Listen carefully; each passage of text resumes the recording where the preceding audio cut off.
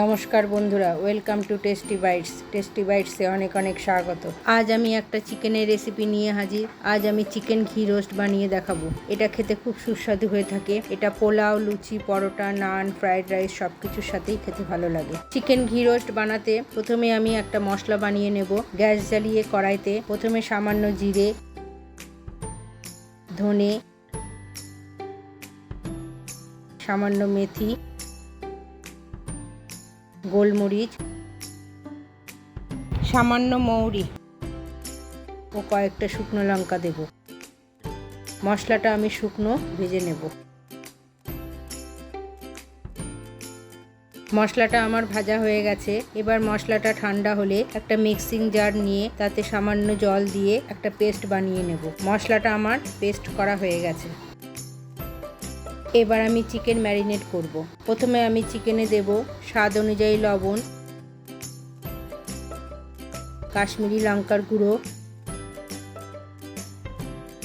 হলুদ,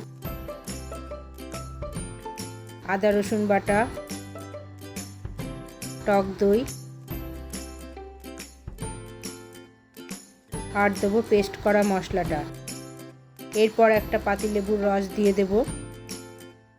সবগুলিকে ভালোভাবে চিকেনের সাথে মাখিয়ে 1 ঘন্টা রেখে দেব।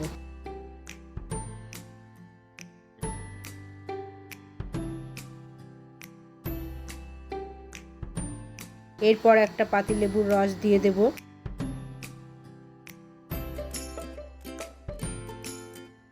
এক ঘন্টা পর এবার আমি কড়াইতে পরিমাণ মতো ঘি দেব।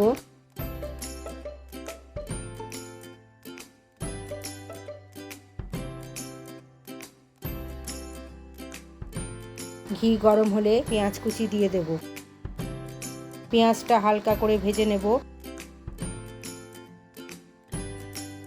এরপর আমি ম্যারিনেট করা চিকেনগুলিকে এক এক করে পেঁয়াজের মধ্যে দিয়ে দেব।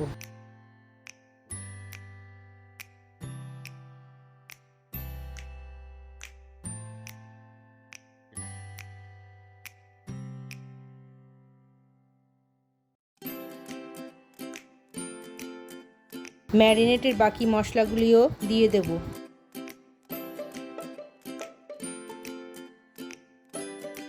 এরপর চিকেনগুলিকে সব কিছুর সাথে ভালোভাবে মিশিয়ে দেব।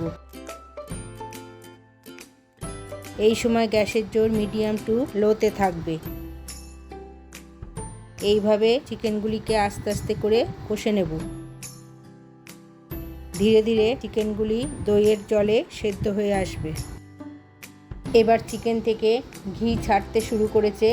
এরপর আমি দেব স্বাদ অনুযায়ী সামান্য চিনি আর কয়েকটা কারি পাতা। সব কিছুকে মাংসের সাথে ভালোভাবে মিশিয়ে দেব। এরপর আমি গ্যাসটাকে অফ করে দেব। আমাদের চিকেন ঘি রোস্ট তৈরি হয়ে গেছে।